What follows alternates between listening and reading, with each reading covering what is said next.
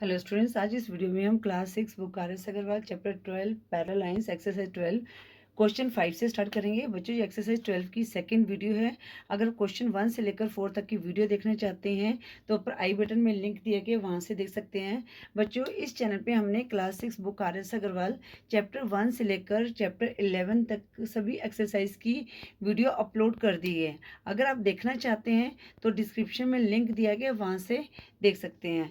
बच्चों का क्वेश्चन 5 है, in the figure L parallel M if A B parallel perpendicular. जब बच्चों ये वाला साइन होता है ना, देखो जब हम, ये तो मैंने आपको लास्ट वीडियो में बताया था, जब ये पैरेलल दो लाइंस का साइन होता है तो इसका मतलब है कि ये पैरेलल है। एल पैरेलल एम, जो हमारी एल लाइन है, ये जो एम लाइन है इसके पैरेलल है। ठीक है। ए बी, जब हमारे पास इस तरह से साइन होता है ना, इस तरह से, ये परपेंडिकुलर है। अब जो ए बी परपेंडिकुलर किसके ऊपर है? एल के ऊपर है। ठीक है ना, तो मतलब कि 90 डिग्री का एंगल बना रहे हैं।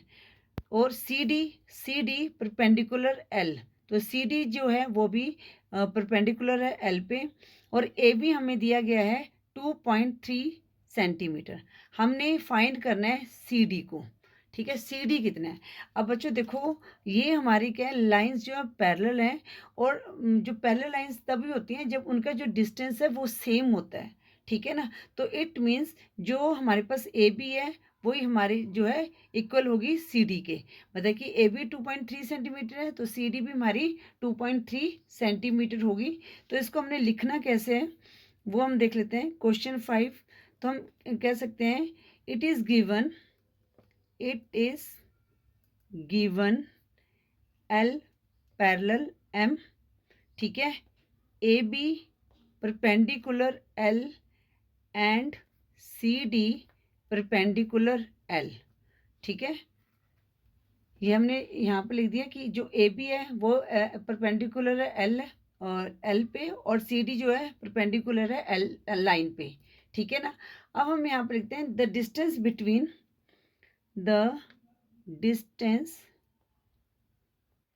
बिटवीन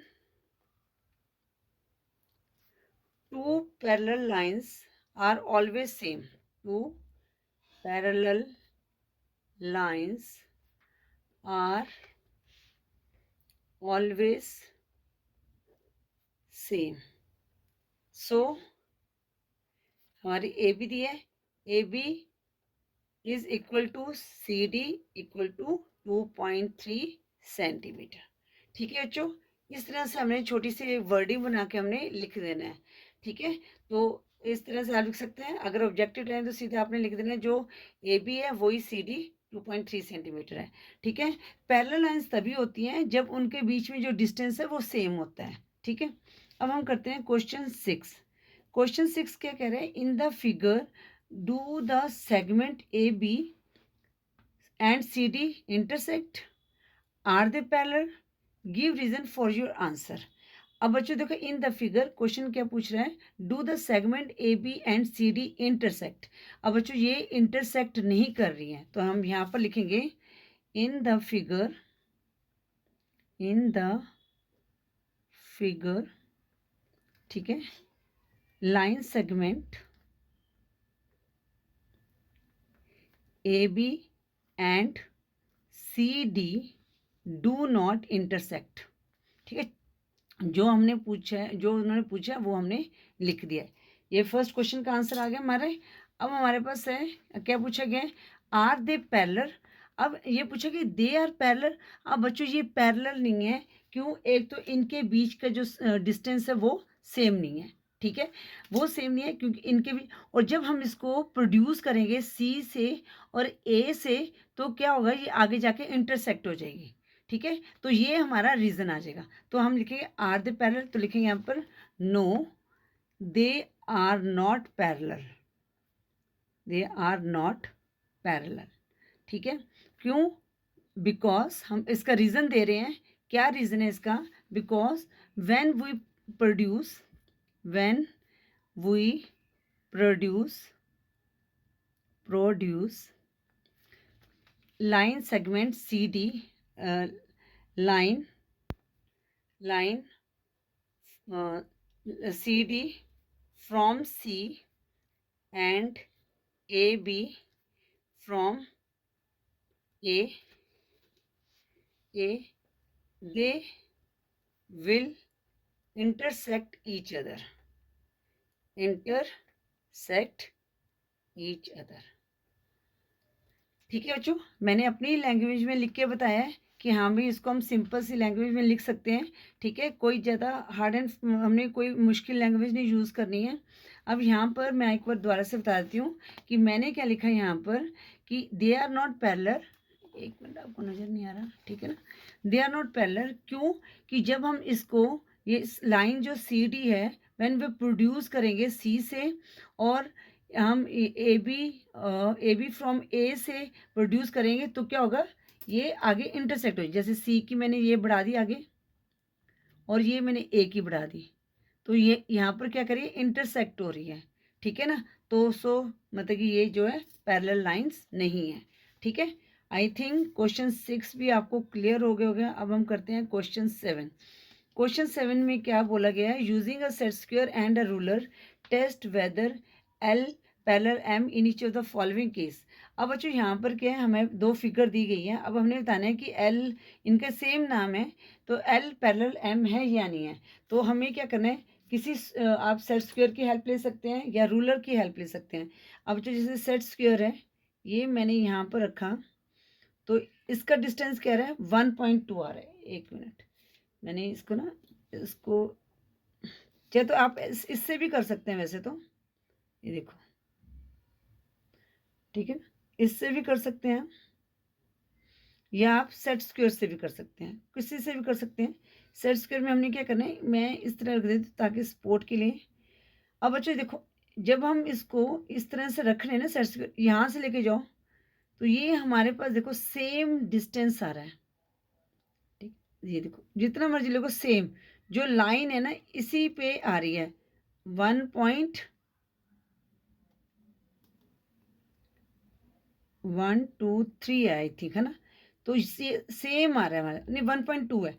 तो ये देखो जो जहाँ मर्जी इसको ले जाओ, जहाँ मर्जी मूव करो ये सेम आ रही है।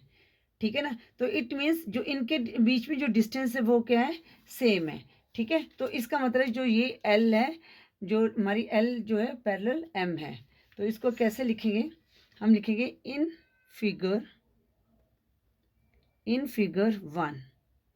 ठीक है, इन फिगर 1, एक मिनट बच्चों, इन फिगर 1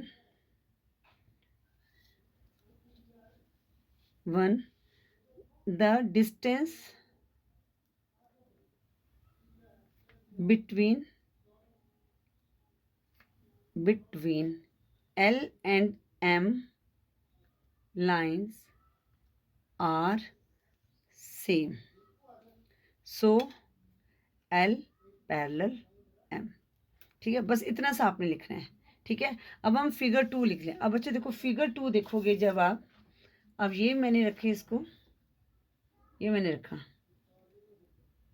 अब ये देखो जरा, ठीक है ना, एक यहाँ आ गई, जब हम इसको मूव करेंगे तो ये हमारा क्या है, आगे आगे बढ़ता जा रहा है। ठीक है, अब इन दोनों का क्या है, डिस्टेंस जो है सेम नहीं है। ठीक है ना, तो आप जैसे इसकी हेल्प से भी ले लेंगे या आप यहाँ पर लाइंस लगा सकते हैं। ये आपने लाइंस लगा दी, ठीक है, ये दो लाइंस यहाँ लगा दी। अब आप इनका डिस्टेंस देखेंगे, ठीक है, ये आपने इसका डिस्टेंस देखा तो यहाँ पर इधर आ रहा है और यहाँ पर जो डिस्टेंस है ये हमारा इससे ज़्यादा आ रहा है। ठीक है, तो डिस्टेंस सेम नहीं है, तो हमारा तो पैरेलल लाइंस का सेम सा रूल है कि in figure 2 the distance between L and M are not same या are different, so L is not parallel to M। ठीक है बच्चों, सिर्फ इतना सा क्वेश्चन है और बहुत इजी है। आई होप ये आपको समझ आ गया होगा कि हमने इसको कैसे करना है। ठीक है, अब हम करते हैं क्वेश्चन 8। क्वेश्चन 8 क्या है बच्चों, क्वेश्चन 8 कह रहे हैं which of the following statements are true and which are false. कौन सी ट्रू है और कौन सी फॉल्स है। जो पार्ट 1 है, 2 lines are parallel if they do not meet even when produced, ये हमने अभी किया था, ठीक है ना। कहते हैं 2 लाइन्स आर पैरेलल, यहाँ 2 लाइन्स आर पैरेलल है, even they do not meet, ये मीट नहीं कर रही हैं, ये पैरेलल है, ये मीट नहीं कर रही हैं, तो ये क्या है, even when produce, do not mean even when produce. हम इसको आगे बढ़ाते जा रहे हैं, तो ये मीट नहीं कर रही हैं, तो ये स्टेटमेंट हमारी क्या होगी, ट्रू होगी। जो फर्स्ट स्टेटमेंट है वो हमारी क्या है, ट्रू है। अब सेकंड स्टेटमेंट देखते हैं, 2 parallel lines are everywhere the same distance apart. अब बच्चों 2 लाइन्स पैरेलल होते हैं अगर उनके बीच का जो डिस्टेंस है वो सेम होता है, ठीक है, तो ये स्टेटमेंट हमारी क्या होगी, ट्रू होगी। अब हम देखते हैं 3 क्या कह रहे हैं, if 2 line segment do not intersect they are parallel. अब वो कहता है 2 लाइन सेगमेंट, अब बच्चों एक लाइन सेगमेंट ऐसे है और एक लाइन सेगमेंट ऐसे है, ठीक है, ये आपस में मीट नहीं कर रही हैं, क्या ये पैरेलल है, ये पैरेलल नहीं है, तो ये स्टेटमेंट क्या होगी हमारी, फॉल्स होगी, क्योंकि ये कहता है कि ये पैरेलल है, कि 2 लाइन सेगमेंट, कोई भी 2 लाइन सेगमेंट है।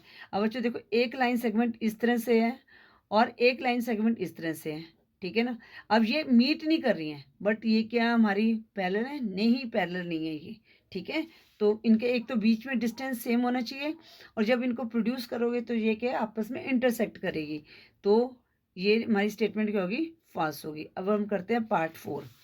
पार्ट 4 क्या है, if 2 rays do not intersect they are parallel.